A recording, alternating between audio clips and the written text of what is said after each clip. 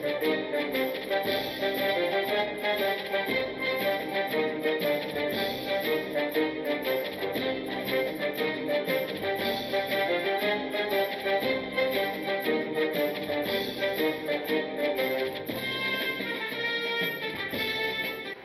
Updates కొరకు ఉమేష్ చంద్ర police academy YouTube ఛానల్ని like చేయండి, షేర్ చేయండి, సబ్స్క్రైబ్ చేయండి. Don't forget to press the bell icon. Hi everyone, నేను రమేష్. గత 8 సంవత్సరాల నుండి ఆంధ్రప్రదేశ్ మరియు తెలంగాణ రాష్ట్రాల్లోని ప్రముఖ కోచింగ్ సెంటర్లలో అర్థమెటిక్ ఫ్యాకల్టీగా పనిచేస్తున్నాం. ఈ ప్రస్తుత పోటీ ప్రపంచంలో మనం నెగ్గాలి అంటే మనం తీసుకోవాల్సిన నిర్ణయం సరైనది ఉండాలి. ఆ సరైన నిర్ణయం ఏంటిదంటే, ఒకటి మనం ఎంచుకునే ఇన్స్టిట్యూట్, దాంతోపాటు అందులో పనిచేసే ఫ్యాకల్టీ, అదేవిధంగా అందించే మెటీరియల్, ఇవన్నిటికీ కేర్ ఆఫ్ అడ్రస్ మన హైదరాబాద్లో ఏకైక అకాడమీ ఉమేష్ చంద్ర పోలీస్ అకాడమీ. ఎందుకు ఉమేష్ చంద్ర పోలీస్ అకాడమీ అంటున్నా అంటే, స్థాపించిన అతి తక్కువ కాలంలో, అనతి కాలంలోనే 6000కి పైగా ఎస్ఐ మరియు కానిస్టేబుల్ పోస్టులను సెలెక్ట్ కావడం జరిగింది. కాబట్టి ప్రతి ఒక్కరూ ఈ అద్భుతమైన అవకాశాన్ని వినియోగించుకుంటారని కోరుతూ, పిల్లల యొక్క విజయమే తన లక్ష్యంగా పనిచేస్తున్న మన ఉమేష్ చంద్ర పోలీస్ అకాడమీ డైరెక్టర్కి ధన్యవాదాలు తెలుపుతూ, మనం ఈ అర్థమెటిక్ అనే సబ్జెక్ట్ గురించి మాట్లాడుకుందాం. సో ఇప్పుడు మనం ఇదివరకు చాలా క్లాసులు విని ఉంటాం. అర్థమెటిక్ ఏ విధంగా ప్రిపేర్ కావాలి, అర్థమెటిక్లో అడిగే క్వశ్చన్ ఈ మధ్య కాలంలో అంటే 2016 బిఫోర్ ఒక ప్యాటర్న్ ఉంటే, 2016 తర్వాత ప్రతి ఒక్క question highly standard question, level 2 questions మాత్రమే. మనం కనుక చూసినట్లయితే తెలంగాణలో జరిగిన, ఇప్పటివరకు తెలంగాణలో జరిగిన ప్రిలిమ్స్ కానివ్వండి, మెయిన్స్ కానివ్వండి, అదేవిధంగా ఈ ఆంధ్రప్రదేశ్లో జరిగిన మెయిన్స్ కావచ్చు, ప్రిలిమ్స్ కావచ్చు, వెరీ డిఫికల్ట్ క్వశ్చన్స్. ఆ క్వశ్చన్లని బేస్ చేసుకొని అంతకంటే హైలీ డిఫికల్ట్ క్వశ్చన్ మనం చెప్పుకుందాం. సో ఇప్పుడు ప్రతి టాపిక్, ప్రతి క్వశ్చన్ ఇక్కడ చెప్పడం కుదరదు కాబట్టి డేమో కోసం కొన్ని టాపిక్ల నుండి కొన్ని క్వశ్చన్లు డిఫరెంట్ వేలో, డిఫరెంట్ స్టైల్లో మనం నేర్చుకుందాం. ఓకేనమ్మా, రైట్. సో అందులో మొదట మన నిష్పత్తి అనుపాతంలో కొన్ని క్వశ్చన్లు మాట్లాడుకుందాం. ఇప్పుడు ఈ నిష్పత్తి అనుపాతంలో క్వశ్చన్ చదువుతున్నా చాలా జాగ్రత్తగా గమనించాలి. ఈ A, B ఆదాయాల మధ్య నిష్పత్తి 3:4 మరియు వారి ఖర్చుల మధ్య నిష్పత్తి 4:5.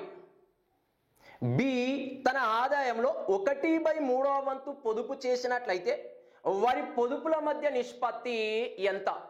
క్వశ్చన్ చాలా జాగ్రత్తగా గమనించాలమ్మా. మనకు ఏమేమి ఇచ్చిండు అంటే, ఈ A, B ఆదాయాల మధ్య నిష్పత్తి ఇవ్వడం జరిగింది, దాంతోపాటు వారి ఖర్చుల మధ్య నిష్పత్తి ఇచ్చిండు, బి యొక్క కండిషన్ ఇచ్చిండు. బి అను వ్యక్తి తన ఆదాయంలో 1/3వ వంతు పొదుపు అనడు. అయితే మనకు అడిగిన క్వశ్చన్ ఏంటిది, వారి పొదుపుల మధ్య నిష్పత్తి ఎంత అని అడగడం జరిగింది. రైట్, చూడండి మాకు క్వశ్చన్. ఇప్పుడు మనకి ఈ A-Bల యొక్క ఆదాయాల మధ్య నిష్పత్తి ఇవ్వడం జరిగింది. ఈ A మరియు B ఆదాయాల మధ్య నిష్పత్తి ఎంత అంటే 3:4. A-Bల యొక్క ఆదాయాల మధ్య నిష్పత్తి ఎంతమ్మా? 3:4. వారి యొక్క ఖర్చుల మధ్య నిష్పత్తి కూడా ఇవ్వడం జరిగింది. ఈ A మరియు B ఖర్చుల మధ్య నిష్పత్తి ఎంత అంటే 4:5. ఓకేనా? ఇదివరకు మీరు నేర్చుకున్న క్వశ్చన్ ఏ విధంగా ఉంటాయంటే, ప్రతి ఫ్యాకల్టీ చెప్పిన క్వశ్చన్స్ ఇప్పటి వరకు మీరు నేర్చుకున్న చూసిన నోట్స్లలో ఉండే క్వశ్చన్ ఏంటంటే, ఈ ఆదాయాల మధ్య నిష్పత్తి ఇవ్వడం జరుగుతుంది, ఖర్చుల మధ్య నిష్పత్తి కూడా ఉంటుంది, ప్రతి వ్యక్తి చేసిన పొదుపు కూడా వాడే ఇచ్చి ఏ యొక్క పొదుపు ఎంత, బి యొక్క పొదుపు ఎంత, ఈ టైప్ ఆఫ్ క్వశ్చన్ చూసి ఉంటారు. కానీ ఇక్కడ క్వశ్చన్ చాలా జాగ్రత్తగా గమనించడమా. ఆదాయాల మధ్య నిష్పత్తి ఎంత ఉందట? 3:4. ఖర్చుల మధ్య నిష్పత్తి ఎంత ఉందట? 4:5. ఇప్పుడు ప్రతి వ్యక్తి చేసిన పొదుపు ఇవ్వలేదు. ఇక్కడ ఏమని ఇవ్వడం జరిగింది? బి అను వ్యక్తి తన ఆదాయంలో 1/3వ వంతు పొదుపు, అయితే వారి పొదుపుల మధ్య నిష్పత్తి ఎంత అని అడగడం జరిగింది. ఇప్పుడు జనరల్గా మాట్లాడుకుందాం. అసలు ఆదాయం అంటే ఏంటిది? ఎవరి సమ్మేళనే ఆదాయం అంటాం. ఆదాయం ఈజ్ ఈక్వల్ టు ఆదాయం అని చెప్పినా ఒక వ్యక్తి యొక్క జీతం అని చెప్పినా ఒకటే. ఈ ఆదాయం ఇస్ ఈక్వల్ టే ఖర్చు ప్లస్ పొదుపు అని రాసుకుంటాం. అంటే ఎవరి సమ్మేళనం అమ్మా ఇది? ఖర్చు మరియు పొదుపుల యొక్క సమ్మేళనం. ఎవరికి సమానం? అతని యొక్క జీతం లేదా ఆదాయానికి సమానం. మరి ఆదాయం ఇస్ ఈక్వల్ టు ఖర్చు ప్లస్ పొదుపు అయితే ఖర్చు ఇస్ ఈక్వల్ టు ఏమని రాసుకోవచ్చు? ఆదాయం మైనస్ పొదుపు. ఖర్చు ఈజ్ ఈక్వల్ ఏమని రాసుకోవచ్చమ్మా? ఆదాయం మైనస్ పొదుపు. అదే పొదుపు కావాలి. మరి పొదుపు కావాలి అంటే పొదుపు ఈజ్ ఈక్వల్ టు ఆదాయం మైనస్ ఖర్చు. నీ మొత్తం జీతంలో నుంచి నువ్వు చేసిన పొదుపు ఎంతనో తీసేస్తే మిగిలిందే ఖర్చు. నీకు ఖర్చు కావాలి అంటే ఆదాయంలో నుంచి నీ పొదుపు తీసేయాలి. Very simple. ఓకే, ఇది జనరల్గా మనకు తెలుసుకోవాల్సింది. మరి ఇప్పుడు చూద్దాం. రైట్, ఇప్పుడు ఆదాయాల మధ్య నిష్పత్తి ఎంత అంటే 3:4. దీన్నే మొదట మనం జనరల్ గా చేసే విధానం గురించి మాట్లాడుకుందాం. ఓకే అమ్మా? తర్వాత దాని యొక్క షార్ట్ మెథడ్ లో ఏ విధంగా చేయాలి, తక్కువ సమయంలో మనం ఆన్సర్ ఎలా పిక్ చేసుకోవాలో మాట్లాడుకుందాం. రైట్, ఇప్పుడు ఆదాయాలు 3x అనుకుందాం, ఇది 4x అనుకుందాం. ఇది ఏ యొక్క ఆదాయం 3x, బి యొక్క ఆదాయం 4x. ఇప్పుడు ఖర్చులకి పక్కన సమ్ y రాసుకుందాం. అంటే ఏ యొక్క ఖర్చు 4y, బి యొక్క ఖర్చు 5y. మరి ఇక్కడ మనం ఇందాక మాట్లాడుకున్నాం. ఏమని మాట్లాడుకున్నాం? పొదుపు ఇస్ ఈక్వల్ టు ఆదాయం మైనస్ ఖర్చు. ఇప్పుడు ఏ యొక్క పొదుపు కావాలి అంటే ఏ యొక్క ఆదాయం ఎంత ఉంది? 3x. ఏ యొక్క ఆదాయం ఎంతమ్మా? 3x మైనస్ ఎవరిని తీసేయాలి? ఖర్చు. మరి ఏ యొక్క ఖర్చు ఎంత ఉంది? 4y. నిష్పత్తి. ఇప్పుడు బి యొక్క పొదుపు అంటే బి యొక్క ఆదాయం మైనస్ బి యొక్క ఖర్చు. అతని ఆదాయం ఎంత? 4x మైనస్ ఖర్చు ఎంత ఉంది? 5y. ఇప్పుడు పొదుపులు ఏమైంది చూడండి. 3x మైనస్ 4y అనేది ఏ యొక్క పొదుపు, 4x మైనస్ 5y అనేది బి యొక్క పొదుపు. కానీ మనకి ఇంకొక కండిషన్ ఇవ్వడం జరిగింది. ఏమని ఇచ్చిందమ్మా? బి అనే వ్యక్తి తన ఆదాయంలో 1/3వ వంతు పొదుపు. అర్థమవుతుందమ్మా? బి అనే వ్యక్తి తన ఆదాయంలో 3వ వంతు పొదుపు. బి యొక్క ఆదాయం ఎంత ఉంది? 4x. ఇందులో ఎన్నో వంతు అట? 3వ వంతు. ఇది 4x అనేది ఆదాయం, అందులో 3వ వంతు కాబట్టి బై 3. ఇప్పుడు ఈ 3వ వంతు ఏంటిది? అతని యొక్క పొదుపు. మరి బి యొక్క పొదుపు ఎంత ఉంది? 4x minus 5y. అర్థమైందమ్మా? అతని యొక్క పొదుపు ఎంత? 4x minus 5y. అతని పొదుపు ఎంత? 4x minus 5y. ఈ 4x మైనస్ 5y అయిన విలువ అతని ఆదాయంలో ఎన్నో వంతు కావాలి? 3వ వంతు కావాలి.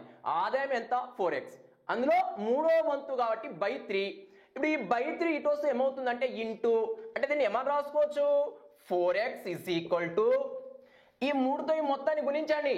3 × 4 12x మైనస్ 3 × 5 15y. ఓకేమ్మా? ఇప్పుడు ఎక్స్లన్నీ ఒకవైపు, వైలన్నీ మరొక వైపు.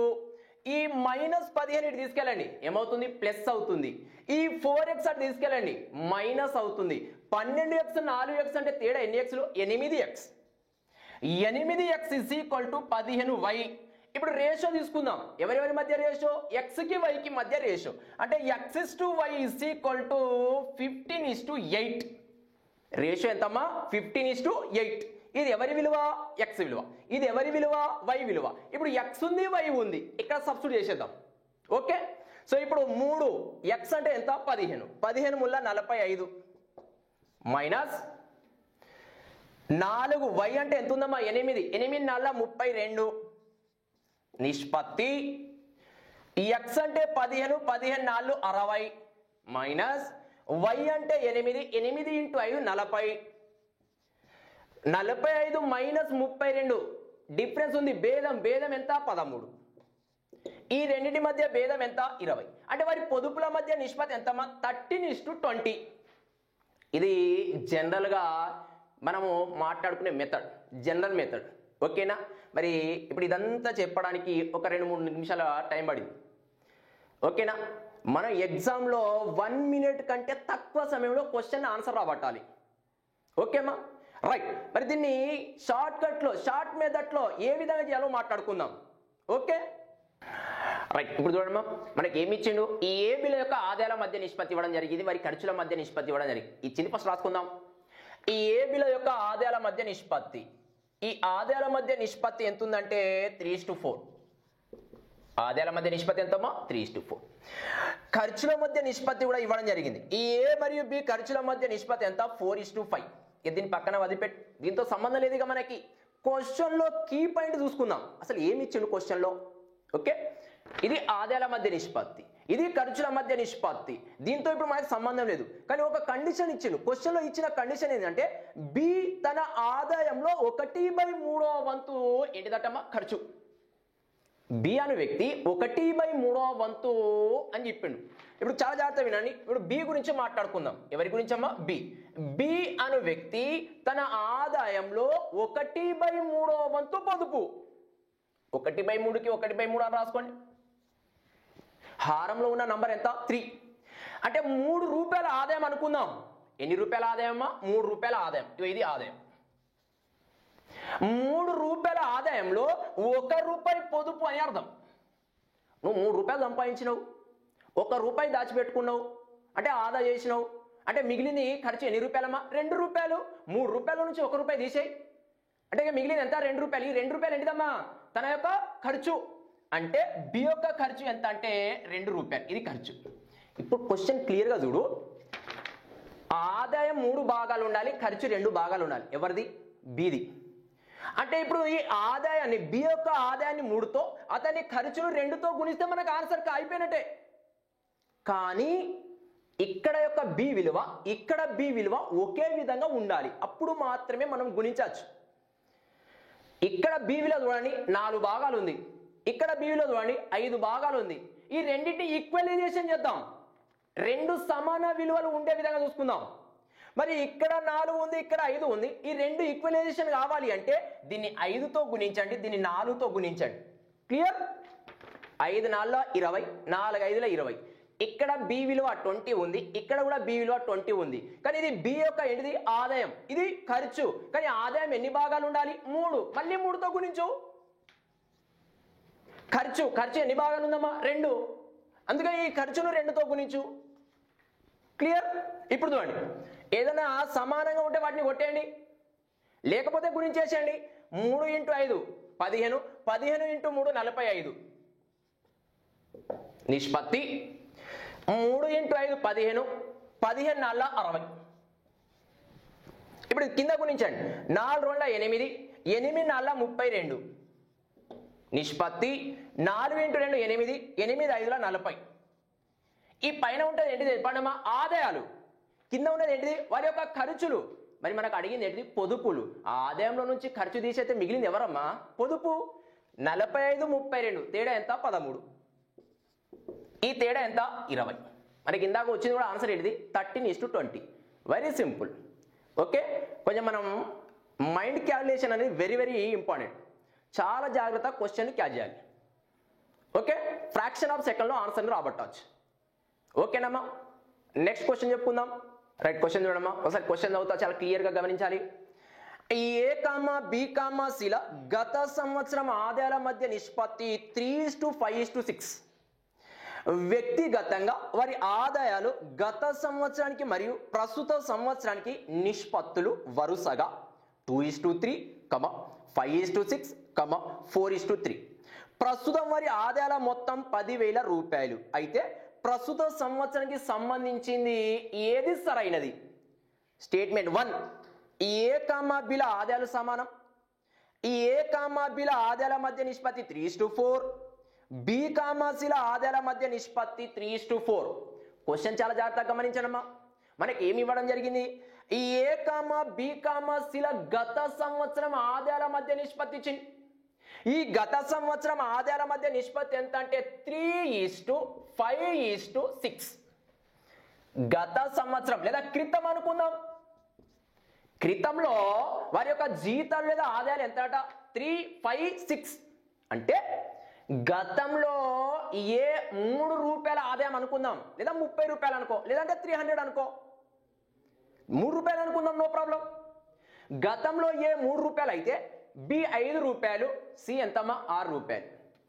వ్యక్తిగతంగా అంటే ఒక్కొక్క వ్యక్తి గురించి ప్రస్తుత సంవత్సరానికి గత సంవత్సరానికి మధ్య నిష్పత్తి ఇవ్వడం జరిగింది.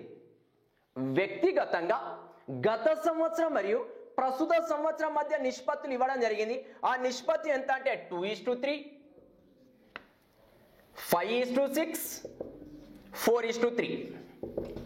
మరి ఇది ఎప్పుడు? గతంలో. ఇది ప్రస్తుతం. ఓకే, చాలా క్లియర్గా చూడాలి. గత సంవత్సరానికి ప్రస్తుత సంవత్సరానికి నిష్పత్తి 2:3. ఏది? 5:6 బి, 4:3 సి. అంటే గతంలో ఏ 2 భాగాలు అయితే ప్రస్తుతం ఎన్ని భాగాలు? 3. మరి గతంలో వాడు ఎన్ని రూపాయల ఆదాయం? 3 రూపాయల ఆదాయం. అంటే సింపుల్గా 2 భాగాల యొక్క విలువ ఇవ్వడం జరిగింది. ఈ 2 భాగాల విలువ ఎంతకి సమానం? 3 రూపాయలకి సమానం. 2 భాగాలు అనేది గతంలో ఏ యొక్క వాటా. మరి గతంలో వాడి జీతం ఎంత ఉంది? 3 రూపాయలు. అంటే 2 భాగాల యొక్క విలువ 3 రూపీస్ అయితే 3 భాగాల విలువ ఎంత? ఓకేమ్మా, మరి ఇది రాయడం రావాలి. ఇప్పుడు ఏ గురించి మాట్లాడుకుందాం. ఏ ప్రస్తుతం ఎన్ని భాగాలు? 3. ఇది పైన రాసుకో. గతంలో ఎన్ని భాగాలు ఉంటే అది కింద రాసేయండి. మరి గతంలో వాడి జీతం ఎంత ఉంటే అది పక్కన నంబర్ రాయి. మళ్ళీ చెప్తాను, చాలా జాగ్రత్త వినాలి. ప్రస్తుతం ఏ ఎన్ని భాగాలు? 3. పైన రాసుకున్నా. గతంలో ఎన్ని భాగాలు వాడు? 2. అది కింద రాసుకున్నా. మరి గతంలో ఏ ఎన్ని రూపాయలు? 3 రూపాయలు. అది పక్కన రాసుకున్నా. క్లియర్? ఇప్పుడు ఇదే విధంగా బిది, ఇదే విధంగా సిది రాసేద్దాం. బి ప్రస్తుతం ఎన్ని భాగాలమ్మా? 6 బై గతంలో ఎన్ని భాగాలు? 5 ఇంటూ గతం వాడి ఆదాయం ఎంత? 5. నిష్పత్తి. ఇప్పుడు సి, సి ప్రస్తుతం ఎన్ని భాగాలు? 3. గతంలో ఎన్ని భాగాలు? 4 ఇంటూ గతంలో వాడి ఆదాయం ఎంత? 6. 5 క్యాన్సల్. 2 2 2 3. మరి ఇక్కడ 9/2, ఇది 6/1, ఇది 9/2 అవుతుంది. మరి ఇక్కడ ఎల్సిఎం 2 తీసుకో. అదంతా చేసే బదులు ఈ 6నే 2తో గుణించి 2తో భాగిస్తే సరిపోయినట్టే. అర్థమైందా? ఇక్కడ నీకు విలువలో మార్పు రాకుండా ఉండాలి అంటే 2 2 2 క్యాన్సల్ చేసేయచ్చు. మరి 2 2 2 క్యాన్సల్ కావాలి అంటే ఇక్కడ 2తో భాగించాలి. మరి 2తో భాగించాలి అంటే పైన 2తో గుణించాలి. అందుకే ఇక డైరెక్ట్ 3 ముళ్ళ 9. దీన్ని ఎవరితో గుణించాలమ్మా? 2తో. 6 2 12, 3 ముళ్ళ 9. నిష్పత్తిని ఎల్లప్పుడూ చిన్న రూపంలో లేదా సూక్ష్మ రూపంలో లేదా కనిష్ట రూపంలో రాయాలి. అందుకే 3తో. 3 ముళ్ళ 9, 3 4 12, 3 ముళ్ళ 9. అంటే మరి ప్రస్తుత ఆదాయాల మధ్య రేషియో ఎంత? 3:4:3. ఇప్పుడు మనకు ఆదాయాల మధ్య నిష్పత్తి ఇవ్వడం జరిగింది. కింద మనకు కొన్ని స్టేట్మెంట్లు కూడా ఇచ్చింది. స్టేట్మెంట్ 1లో ఏమన్నాడు చూడండి. ఏ బిల యొక్క ఎవరెవరి ఆదాయాలు సమానం? ఏ కామా బిల ఆదాయాలు సమానం. ఏ ఎన్ని భాగాలు? 3. బి ఎన్ని భాగాలు? 4. సమానమా? మరి కాదు. కానీ మన క్వశ్చన్ ఏమడిగిండు? సరైనది ఏది అన్నాడు. అంటే 1వ స్టేట్మెంట్ సరైనది కాదు. ఇప్పుడు 2వ స్టేట్మెంట్ చూద్దాం. 2వ స్టేట్మెంట్లో ఏమన్నాడు అంటే ఏ కామా బిల ఆదాయాల మధ్య నిష్పత్తి 3:4 అన్నాడు. ఏ కామా బి, ఏ కామా బి ఆదాయాల మధ్య నిష్పత్తి 3:4 ఉందా లేదా? ఉంది. అంటే 2వది సరైనది. ఇప్పుడు స్టేట్మెంట్ 3 చూద్దాం. స్టేట్మెంట్ 3లో బి కామా సి ఆదాయాల మధ్య నిష్పత్తి 3:4. మా బికి సికి మధ్య రేషియో ఎంత ఉంది? 4:3. కానీ వాడు ఏమన్నాడు? 3:4 అన్నాడు. అంటే ఇది సరైనది కాదు. అంటే ఇప్పుడు 2వది మాత్రమే సరైనది. అర్థమైందమ్మా? ఎన్నోది సరైనది? కేవలం 2వ స్టేట్మెంట్ మాత్రమే సరైనది. 1 and 3 సరైనవి కాదు. కేవలం 2వది మాత్రమే సరైనది. ఈ టైప్ ఆఫ్ క్వశ్చన్ ఈ మధ్యలో జరిగిన ఈ తెలంగాణ ఎస్ఐలో కానివచ్చు లేదా కానిస్టేబుల్లో కావచ్చు చాలా క్వశ్చన్ అడగడం జరిగింది. ఓకే, ఇవన్నీ లెవెల్ 2 క్వశ్చన్స్ అమ్మా. ఈ type of question level 2 questions. చాలా జాగ్రత్తగా క్యాచ్ చేయాలి. ఓకే, నెక్స్ట్ క్వశ్చన్ చూడమ్మా.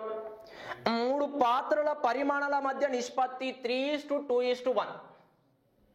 3 పాత్రల పరిమాణాల మధ్య నిష్పత్తి ఎంతమ్మా? 3:2:1. వాటిని పూర్తిగా పాలు మరియు నీళ్లతో నింపారు.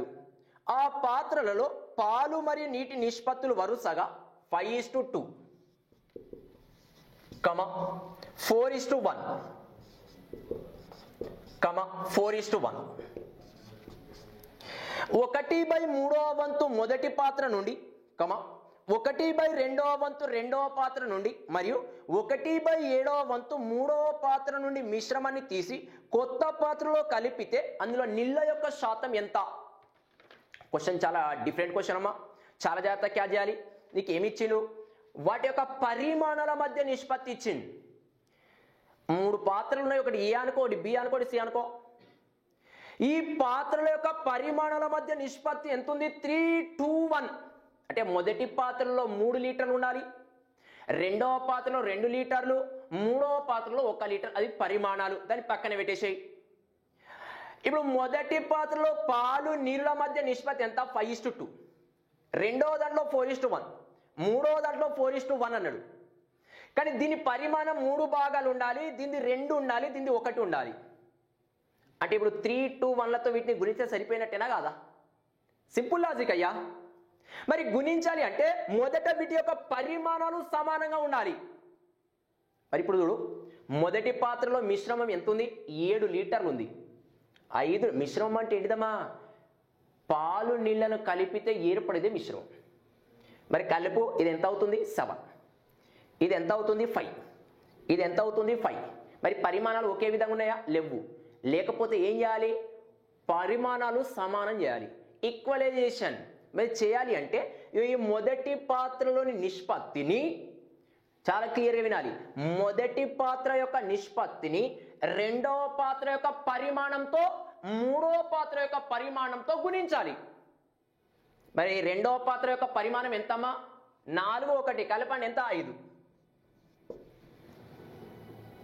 ఓకే. మరి ఇప్పుడు దీన్ని ఎవరితో గుణించాలి? మొదటి పాత్ర యొక్క పరిమాణంతో మూడవ పాత్ర యొక్క పరిమాణంతో గుణించాలి. 5, 2 7, 4, 1 5. మరి ఇప్పుడు ఈ మూడో దాన్ని ఎవరితో గుణించాలి? మొదటి పాత్రతో గుణించాలి, రెండవ పాత్రతో గుణించాలి. మొదటి పాత్ర అంటే ఎంత ఉంది? 7. రెండవ పాత్ర ఎంత? 5. మళ్ళీ క్లియర్గా చూడండి, ఇవన్నీ పరిమాణాలు సమానం కావాలి అంటే మొదటి పాత్ర యొక్క పరిమాణాన్ని రెండవ పాత్ర యొక్క పరిమాణంతో మూడవ పాత్ర యొక్క పరిమాణంతో గుణించాలి. రెండవ పాత్ర ఎంత ఉంది? 5. మూడవ పాత్ర కూడా ఎంత? 5. క్లియర్? ఇప్పుడు ఈ రెండవ పాత్రను ఎవరితో గుణించాలి? మొదటి పాత్ర యొక్క పరిమాణంతో మూడవ పాత్ర యొక్క పరిమాణంతో. మొదటి పాత్ర అంటే 7, మూడవ పాత్ర 5. ఓకే. ఇప్పుడు ఈ మూడవ పాత్రను ఎవరితో గుణించాలి? మొదటి పాత్ర యొక్క పరిమాణం రెండవ పాత్ర యొక్క పరిమాణంతో. మొదటి పాత్ర ఎంత ఉంది? 7, రెండవ పాత్ర ఎంత? 5. ఇప్పుడు అన్ని ఈక్వల్గా పరిమాణాలు ఉన్నట్టేనా కాదా? సమాన పరిమాణాలా కాదా? మరి సమాన పరిమాణాలు ఉన్నాయి, కానీ వాటి పరిమాణాలు ఏ రేషియోలో ఉండాలి? 3:1. దీన్ని 3తో గుణించు, దీన్ని 2తో గుణించు, దీన్ని 1తో గుణించు. ఓకేమ్మా. కానీ మొదటి పాత్రలో ఎన్నో వంతు తీసుకోవాలి అన్నాడు? 3వ వంతు. ఎన్నో వంతు? 3వ వంతు. అంటే ఇందులో 3వ వంతు కాబట్టి మళ్ళీ 1/3. ఇందులో ఎన్నో వంతు అట? 2వ వంతు అంటే 1/2. ఇందులో ఎన్నో వంతు అన్నాడు? 7వ వంతు అంటే 1/7. ఇప్పుడు అన్నిట్లో ఏ నంబర్ సమానం ఉంటే దాన్ని కొట్టేయి, దాన్ని తీసేయి. 5, 5, 5 cancel, 3, 3 cancel, 2, 2 cancel, 7, 7 also cancel. Clear అమ్మా? ఇప్పుడు దీన్ని ఈజ్ ఈక్వల్ టు ఇక్కడ మిగిలింది 5. 5తో దీన్ని గుణించండి. 5, 5 25. నిష్పత్తి 5, 2 10. నెక్స్ట్ ఇక్కడ మిగిలింది ఏంటిది? 7. 7, 4 28. నిష్పత్తి 7, 1 7. ఇక్కడ ఏమైనా ఉందమ్మా మిగిలింది? లేదు. 4:1కి 4:1 రాసి ఇప్పుడు ఇవన్నీ కలిపేసాయి. 25, 28, 4 57. ఓకే అమ్మా, 57. 10, 7 1 ఎంత? 18. 3తో దీన్ని సింప్లిఫై చేయొచ్చు. 3తో 19 సార్లు, ఇది 6 సార్లు. 3 19 57, 3 6 18. అంటే అన్నిటినీ కలిపిన తర్వాత కొత్తగా ఏర్పడే మిశ్రమంలో పాలుకి నీరుకి మధ్య రేషియో ఎంత? 19:6. కానీ మన రేషియో అడిగిండమ్మా, నీళ్ళ యొక్క శాతం ఎంత అన్నాడు. కొత్తగా ఏర్పడే మిశ్రమంలో నీటి శాతం ఎంత అన్నాడు. నీరు ఎన్ని భాగాలు ఉంది? 6. బై మిశ్రమం ఎన్ని భాగాలు ఉందమ్మా 19 + 6 25 శాతం అడిగింది కాబట్టి దీన్ని 100తో గుణించాలి. శాతం అడిగినప్పుడు ఎవరితో గుణించాలి? 100తో. 25 ఒకట్లు 25 4 6 × 4 = 24%. మొదటి పాత్రలో 1/3, రెండవ పాత్రలో 1/2, మూడవ పాత్రలో 1/7 వంతు తీసుకొని కలిపిన తర్వాత కొత్తగా ఏర్పడే మిశ్రమంలో నీటి శాతం ఎంతమ్మా? 24%. ఎంత శాతం? 24%. Okay right. నెక్స్ట్ క్వశ్చన్ చూడమ్మా. ఒక బొగ్గు రైలు ఇంజను వినియోగించే బొగ్గు పరిమాణం దాని వేగం యొక్క వర్గానికి అనులోమానుపాతంలో ఉండును. 60 km/h వేగం పొందుటకు 1 గంటకి 1 టన్ను బొగ్గు అవసరము. 100 kg బొగ్గు ధర 1300 రూపాయలు. 180 కిలోమీటర్ల దూరాన్ని ఆ రైలు 2 గంటల్లో చేరుకోవాలంటే రైల్వే వారు బొగ్గు కొరకు ఎంత ఖర్చు చేయాలి? Very difficult question, different question also. ఓకేమా, చాలా జాగ్రత్త చూడండి. క్వశ్చన్ చూడండి, ఏమన్నాడు? ఒక బొగ్గు రైలు ఇంజను వినియోగించే బొగ్గు పరిమాణం దాని వేగం యొక్క వర్గానికి అనులోమానుపాతంలో ఉండును. ఈ కండిషన్ని చాలా జాగ్రత్త క్యాచ్ చేయాలి మనం. ఏమన్నాడు? బొగ్గు యొక్క పరిమాణం దాని వేగం యొక్క వర్గానికి అనులోమానుపాతం. కండిషన్ అర్థమైందమ్మా? బొగ్గు యొక్క పరిమాణం రైలు వేగం యొక్క వర్గానికి అనులోమానుపాతం. ఓకేనా? బొగ్గు యొక్క పరిమాణం వాటి క్వాంటిటీ, వేగం అంటే v అనుకుందాం.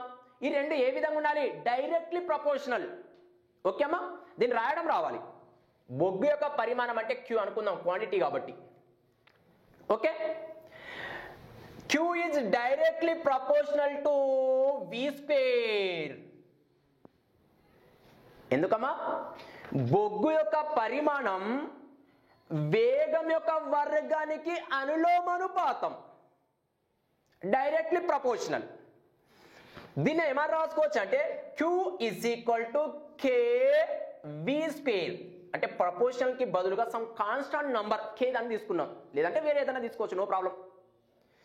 దీన్ని ఏమని రాసుకోవచ్చు అంటే q/v² = k. మరి ఇక్కడ k అంటే ఏంటిది? Some constant number. ఓకే, ఇప్పుడు నువ్వు ఇక్కడ మళ్ళీ k విలువ కనుక్కొని ఇదంతా ప్రాసెస్ ప్రకారం చేయొచ్చు, కానీ ఇదంతా అవసరం లేదు మనకి. డైరెక్ట్ స్టెప్ చేసుకుందాం. ఓకే అమ్మా, మరి ఇప్పుడు ఈ డైరెక్ట్ ఏ విధంగా చూద్దాం. చాలా జాగ్రత్త వినమ్మా. ఇక్కడ అనులోమానుపాతం అంటాడు, విలోమానుపాతం అంటాడు. అర్థమైందమ్మా? అనులోమానుపాతం, విలోమానుపాతం. అనులోమానుపాతంలో అన్నప్పుడు ఒకదాని కింద ఒకటి రాయండి. విలోమానుపాతము అంటే ఒకదాని పక్కన ఒకటి రాయండి. ఇది చిన్న లాజిక్ గుర్తుపెట్టుకోవాలి. అనులోమానుపాతంలో అంటే భిన్న రూపంలో రాసుకోండి. విలోమానుపాతం అంటే ఒకదాని పక్కన మరొకటి రాసేయండి. మరి ఇప్పుడు క్వశ్చన్ చూడండి, ఏమన్నాడు? బొగ్గు పరిమాణం వేగానికి యొక్క వర్గానికి అనులోమానుపాతం అన్నాడు. దీన్ని ఏ రూపంలో రాసుకోవాలి? భిన్నంలో. ఎవరికి ఎవరు అనులోమానుపాతం అట?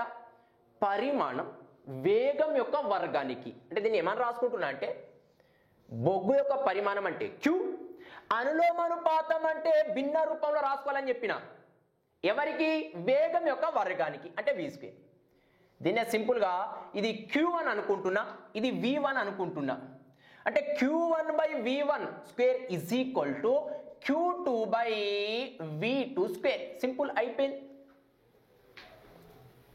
అర్థమైందమ్మా? మొదట ఎంత బొగ్గు అవసరం అన్నాడు? క్వశ్చన్ క్లియర్ గా చూడండి. మొదట ఎంత బొగ్గు అంటే 60 km/h వేగం పొందుటకు ప్రతి గంటకి 1 టన్ను. 1 టన్ను అంటే ఎంతమ్మా? ఎన్ని కేజీలు? 1 టన్ను అంటే 1 మెట్రిక్ టన్ అని చెప్పిన, 1 టన్ అని చెప్పిన ఒకటే. ఎన్ని కేజీలు? 1000 kgs. 1 టన్ అంటే ఎంత? 1000 కేజీలు. అంటే q1 విలువ ఎంత? 1000. మొదట వేగం ఇచ్చిండు, వేగం ఎంత? 60. కానీ ఇక్కడ ఏముంది? v1² అంటే ఏమని రాసుకోవచ్చు? v1 × v1 అంటే 60 × 60 = ఇప్పుడు మనకి q2 తెలియదు, కానీ ఎంత దూరం ప్రయాణించాలట? 180 కిలోమీటర్ల దూరాన్ని 2 గంటల్లో ప్రయాణించాలన్నాడు. మరి దూరం ఉంది కాలం ఉంది, వేగం కనుక్కోలేవమ్మా. వేగం ఇస్ ఈక్వల్ ఏమని రాసుకుంటావు? వేగం ఇస్ ఈక్వల్ టు దూరం బై కాలం. ఎంత దూరం ప్రయాణించాలట? 180 కిలోమీటర్ల దూరం ప్రయాణించాలి. ఎన్ని గంటల్లో? 2 గంటల్లో. అంటే దాని వేగం ఎంత? 90 km/h. అంటే ఇప్పుడు వేగం ఎంత ఉంది? 90. కానీ ఇక్కడ v2² కాబట్టి 90 × 90 ఎంతమ్మా? 90 × 90. ఇప్పుడు చూడండి, ఈ 2 సున్నాలకి ఇక్కడ 2 సున్నాలు క్యాన్సల్ అమ్మా. 3తో భాగించండి. 3 2 6, 3 ముళ్ళ 9, మళ్ళీ 3 2 6, 3 ముళ్ళ 9, 2 × 2 4, 4 25 100, పక్కన మరొక 0 రాసుకోండి. 3 × 3 9. మన Q2 విలువ కావాలి.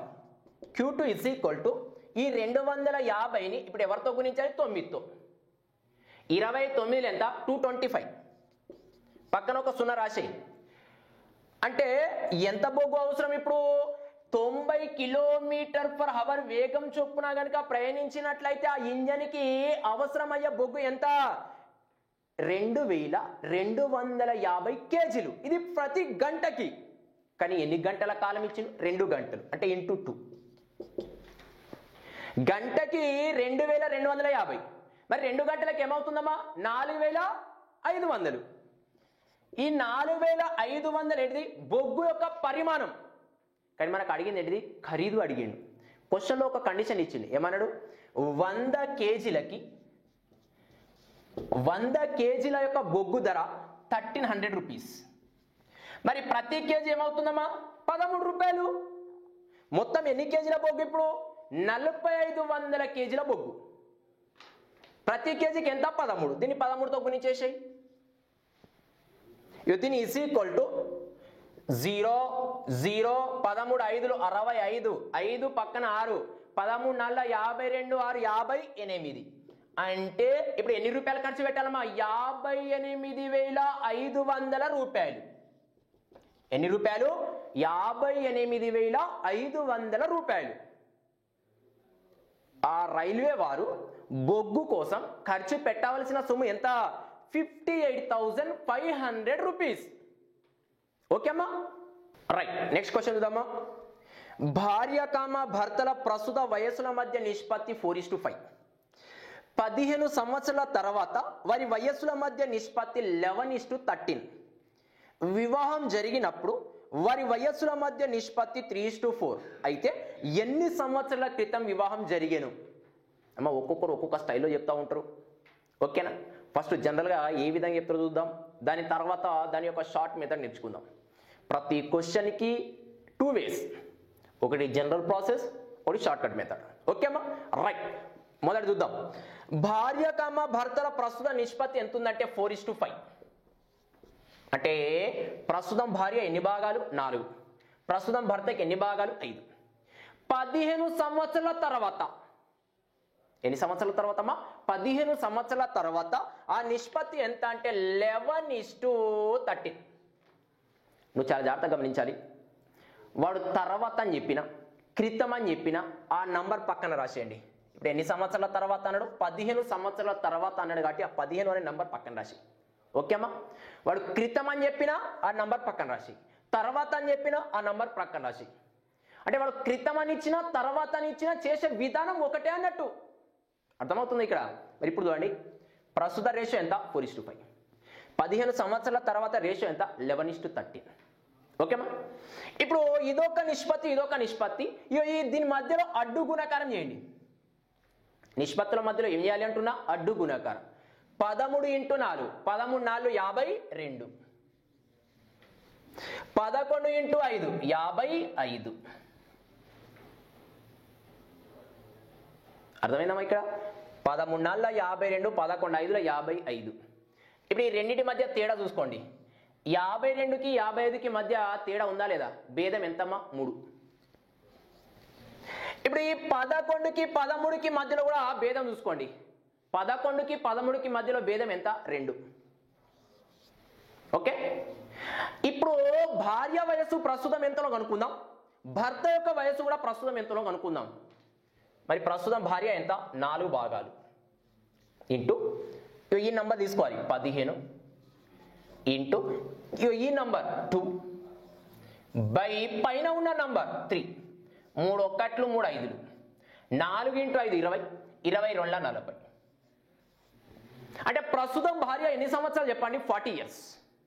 ఇప్పుడు భర్త సేమ్ ప్రస్తుతం భర్త ఎన్ని భాగాలు? 5 ఇంటూ పక్కన నంబర్ ఎంత ఉందమ్మా? 15. కింద ఉన్న నంబర్ తీసుకోవాలి అంటున్నా అంటే 2 బై పైన ఉన్న నంబర్ 3 3 1 3 5 5 ఇంటూ 5 25 ఇంటూ 2 50. అంటే ప్రస్తుతం భార్యకి ఎంత అంటే 40, ప్రస్తుతం భర్తకి ఎంత అంటే 50. కానీ మన క్వశ్చన్ ఏం అడిగిండు? ఎన్ని సంవత్సరాల క్రితంలో వివాహం జరిగింది, అప్పుడు రేషియో ఇవ్వడం జరిగింది. మరి ఇప్పుడు చూద్దాం. నీ దగ్గర ప్రస్తుతం ఉంది, క్రితం కావాలంటే ఏం చేయాలి? ప్రస్తుతం నుండి తీసేయాలి. అంటే ప్రస్తుతం భార్య 40 బై ప్రస్తుతం భర్త ఎంత అంటే 50. మనకి క్రితం కావాలి కాబట్టి భార్య నుంచి -x అని రాసుకుందాం, భర్త నుంచి కూడా -x అని రాసుకుందాం. మరి 40 50 అనేది ఎప్పటి వయస్సులు? ప్రజెంట్ ప్రస్తుతం. మనకి ఏం కావాలి? క్రితం. క్రితం కావాలంటే ప్రస్తుతం నుండి ఏం చేయాలి? తీసేయాలి. ఎంత తీసేస్తున్నాం? x. మరి తీసేసినట్లయితే ఈ విలువ ఏ రేషియోకి సమానం అన్నాడు? ఎంత ఉండాలి అట? 3:4 అంటే 3/4. మా 3:4 అని చెప్పినా 3/4 అని చెప్పినా ఒకటే. ఓకేమా? ఇప్పుడు మధ్యలో అడ్డు గుణకారం చేయండి. 4 40లు 160 minus 4x is equal 3 50లు 150 minus 3x. ఎక్స్లన్నీ ఒకవైపు తీసుకెళ్ళండి, నంబర్స్ అన్ని మరొక వైపు తీసుకెళ్ళండి. ఈ -4x ఇటు పంపించండి, ప్లస్ అవుతుంది. అంటే తేడా ఎంతమో? 1x. 160కి 150కి మధ్య తేడా ఎంత? 10. మరి x అంటే ఏమనుకున్నాం? క్రితం విలువ అనుకున్నాం. మరి ఈ వివాహం ఎప్పుడు జరిగింది? 10 సంవత్సరాల క్రితం. ఎన్ని సంవత్సరాల క్రితం అమ్మా? 10 సంవత్సరాల క్రితం. ఇది జనరల్గా చెప్పే విధానం, జనరల్ ప్రొసీజర్. ఓకే అమ్మా?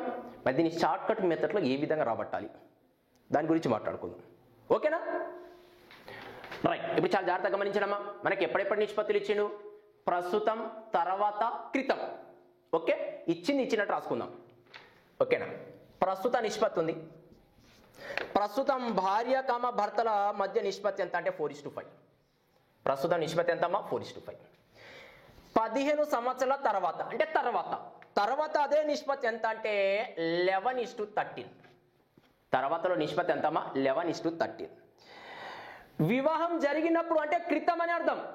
మరి క్రితంలో ఆ నిష్పత్తి ఇచ్చింది. క్రితం నిష్పత్తి ఎంత అంటే 3:4. క్రితం నిష్పత్తి ఎంతమ్మా? 3:4. ఓకే, ఇప్పుడు చాలా జాగ్రత్తగా గమనించండి. ప్రస్తుతానికి తర్వాతకి మధ్య గ్యాప్ ఎన్ని ఉండాలి? 15 సంవత్సరాలు ఉండాలి.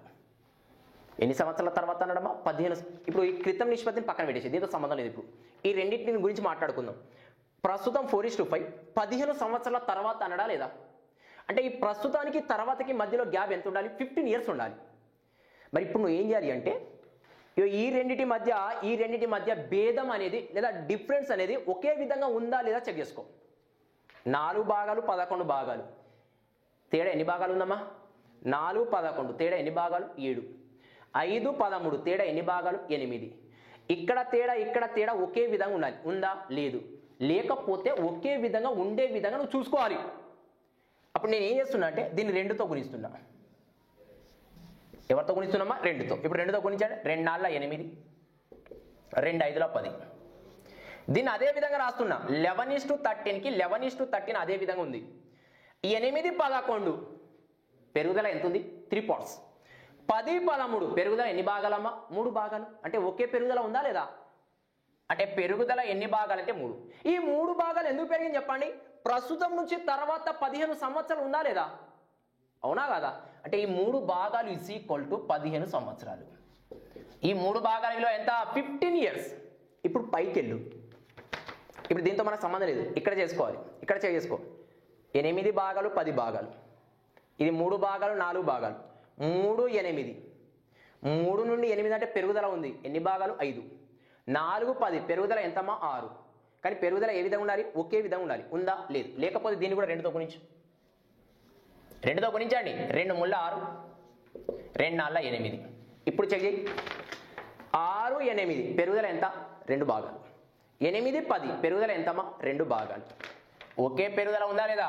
ఇప్పుడు ఈ 2 భాగాల విలువనే మనకు కావాలి. 3 భాగాలకి 15 అయితే 2 భాగాలకి ఎంత? మా 3 భాగాలకి 15 అయితే ఒక భాగం విలువ ఎంత? 5. అంటే 2 భాగాలకి 2 × 5 = 10 సంవత్సరాలు. Very simple.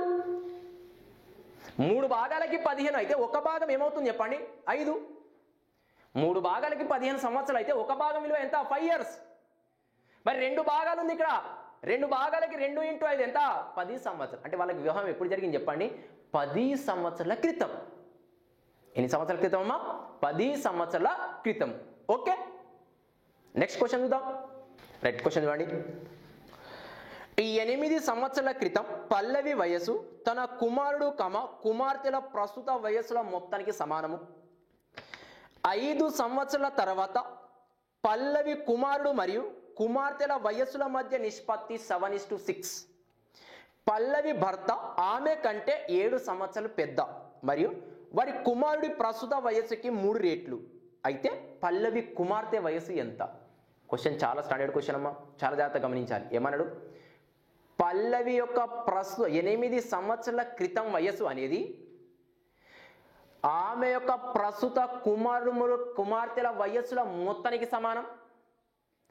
5 సంవత్సరాల తర్వాత వారి యొక్క కుమారుడు మరియు కుమార్తెల వయస్సుల మధ్య నిష్పత్తి ఇచ్చింది.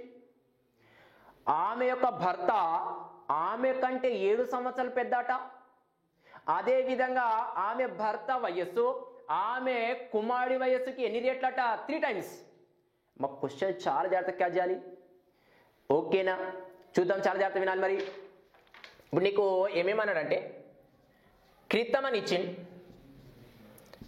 ప్రస్తుతం అని ఇచ్చింది, తర్వాత అని కూడా ఇచ్చిండు. ఇక్కడ 3 పదాలు ఇచ్చినాము. ఒకటి ప్రస్తుతం, ఒకటి క్రితం, ఒకటి తర్వాత. ఎవరి గురించి ఇచ్చిండు? పల్లవి భర్త కుమారుడు కూతురు, అంటే వాళ్ళ ఫ్యామిలీ మొత్తం. పల్లవి వాళ్ళ భర్త వాళ్ళ కుమారుడు వాళ్ళ యొక్క కూతురు. ఓకేనా? ఇప్పుడు క్వశ్చన్ చాలా క్లియర్గా చూడండి. 8 సంవత్సరాల క్రితం పల్లవి యొక్క వయసు ప్రస్తుతం ఆమె కుమారుడు మరియు కూతురుల యొక్క మొత్తం వయస్సుకి సమానం అన్నాడు. మరి ప్రస్తుతం వాళ్ళ కూతురికి ఎంతనో తెలియదు, కుమారుడికి ఎంతనో తెలియదు. ఇచ్చిన మనకి ఇవ్వలేదు, పక్కన పెట్టేసి. 5 సంవత్సరాల తర్వాత కుమారుడు మరియు కూతురుల యొక్క వయస్సుల మధ్య నిష్పత్తి ఇచ్చింది. అవునా కాదా? 5 సంవత్సరాల తర్వాత కుమారుడు మరియు కూతురుల యొక్క మధ్య నిష్పత్తి ఎంత? 7:6. అంటే తర్వాత. మరి ఇది తర్వాత ఎవరి నిష్పత్తి ఇచ్చిండు?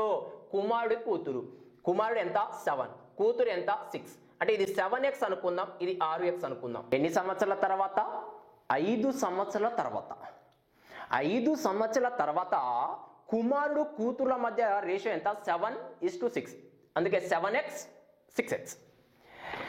మరి క్రితము వయస్సు ఉంటే మనం ప్రస్తుత వయస్సు ఫైండ్ అవుట్ చేయొచ్చు. ఎన్ని సంవత్సరాల తర్వాత? ఇది 5 సంవత్సరాల తర్వాత. కుమారుడు ఎన్ని ఎక్స్లు? 7x. మరి ప్రస్తుతం కుమారుడికి ఎంత అంటే ఏమని రాసుకోవచ్చు? 7x - 5. తర్వాత నుంచి ప్రస్తుతం కావాలంటే ఏం చేయాలమ్మా? మైనస్. తర్వాతలో ఎంత? 7x. ఎన్ని సంవత్సరాల తర్వాత? ఇది 5 సంవత్సరాల తర్వాత. మరి ప్రస్తుతం కావాలంటే ఏం చేయాలి? తర్వాత నుండి తీసేయాలి. అందుకే 7x లో నుంచి ఎంత తీసేయాలి? 5. అంటే 7x - 5. ఇది ప్రస్తుతం కుమారుడి వయస్సు. ఈ 6x అనేది ఎవరి వయస్సు? తర్వాత కూతురి వయస్సు. మరి ప్రస్తుతం కావాలి అంటే 6x - 5. ఇక్కడ అర్థమైందమ్మా? ప్రస్తుతం కుమారుడు ఎంత అంటే 7x - 5. ప్రస్తుతం కూతురు ఎంత అంటే 6x - 5. ఇప్పుడు క్వశ్చన్ మళ్ళీ చెక్ చేసుకో. ఈ 8 సంవత్సరాల క్రితంలో పల్లవి యొక్క వయస్సు ఎవరికి సమానమట? వాళ్ళ యొక్క ప్రస్తుత కుమారుడు మరియు కుమార్తెల యొక్క వయస్సుల మొత్తానికి సమానం. అంటే ఇప్పుడు ఈ 2 విలువలు కలిపితే క్రితంలో పల్లవి వయస్సు వచ్చినట్టేనా కాదా? మరి కలుపు.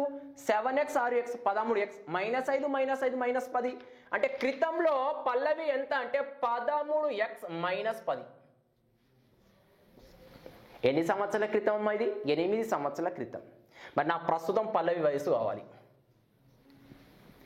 నీ దగ్గర క్రితం ఉంది, ప్రస్తుతం కావాలి. ఏం చేయాలి? క్రితానికి కలపాలి. ఎంత కలపాలమ్మా? 8. దీనికి 8 కలుపు. 13x - 10కి +8 చేయి. ఏమవుతుంది? 13x - 2 అవుతుంది. -10 + 8 అంటే ఏమవుతుందమ్మా? -2. అంటే ప్రస్తుతం పల్లవికి ఎంత? 13x - 2. మరి ఈ 13x - 2 అనేది ప్రస్తుతం పల్లవి. కానీ ఈ ప్రస్తుతం పల్లవి కంటే వాళ్ళ భర్త ఎన్ని సంవత్సరాలు పెద్దోడట? 7 సంవత్సరాలు పెద్దవాడు. దీనికి 7 కలుపు.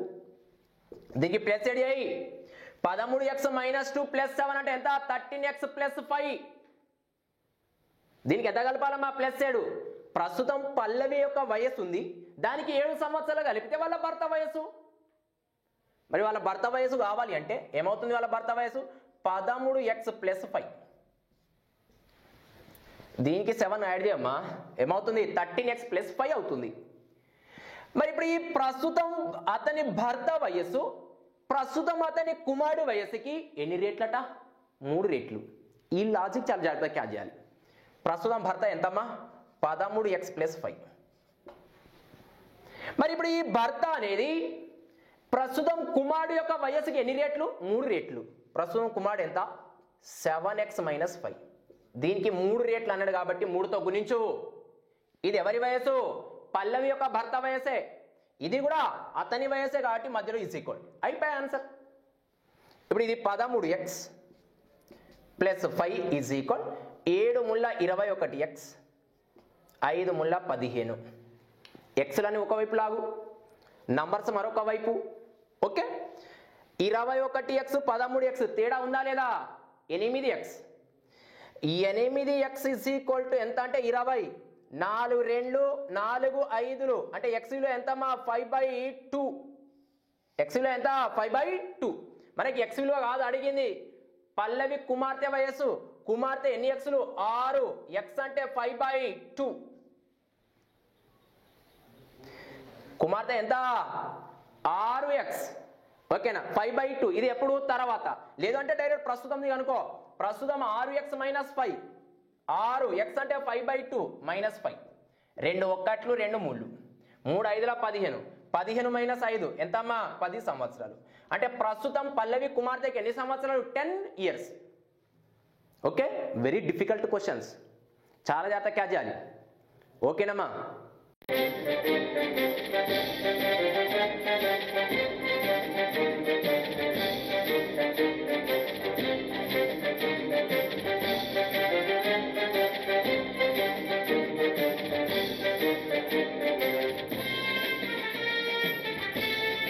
మరిన్ని అప్డేట్స్ కొరకు ఉమేష్ చంద్ర పోలీస్ అకాడమీ యూట్యూబ్ ఛానల్ని లైక్ చేయండి, షేర్ చేయండి, సబ్స్క్రైబ్ చేయండి. Don't forget to press the bell icon.